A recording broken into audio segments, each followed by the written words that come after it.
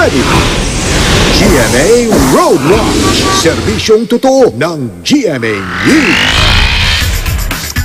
Bawa na po mga kapuso, 6:12 na ng umaga, ito ang GMA Road Watch. Nako, maagang banggaan po nangyari. Nagbanggaan ng dalawang truck sa Osmeña Buendia flyover northbound. Ayan, pakita natin. Dito po sa bahaging yan. Pasado alas 4 po kaninang madaling araw nangyari yan.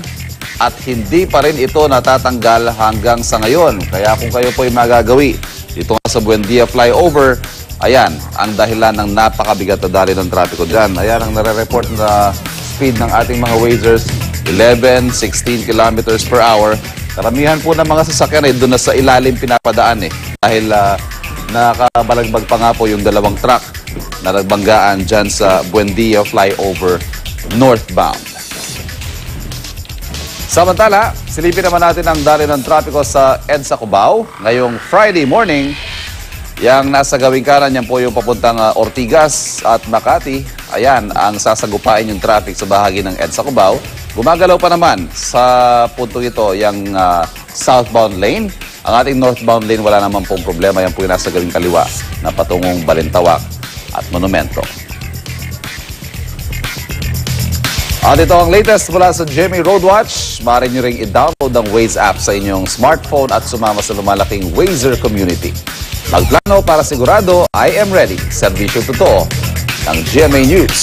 At samantala, kaugnay po lang nabagit natin na banggaan na yan ang dalawang truck sa Buendia flyover sa Makati. Kumuha tayo ng live update kay Love Anyover. Love!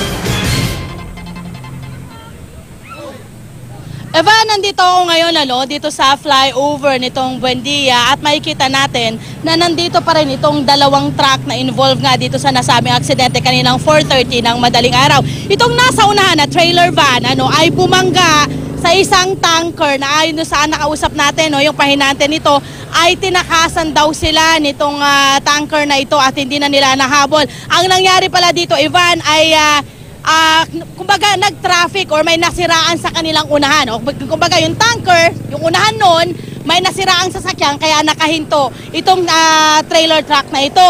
Ang nangyari naman, itong nasa likuran na 6-wheeler truck, makikita natin, naku Ivan, ito medyo nakakatakot yung nangyari dito sa 6-wheeler truck dahil talagang humalik or sumulubsob talaga ito dito sa likurang bahagi nitong trailer truck. Itong ating nakikita ngayong 6-wheeler truck naman ay nagkaroon din ng, kumbaga, bigla na lang daw itong bumangga. Ayon doon sa mga nakausap natin rito, yun daw pong driver nitong bumangga dito sa trailer truck ay nakatulog. Kaya bumangga dito sa nasabing trailer truck na ito.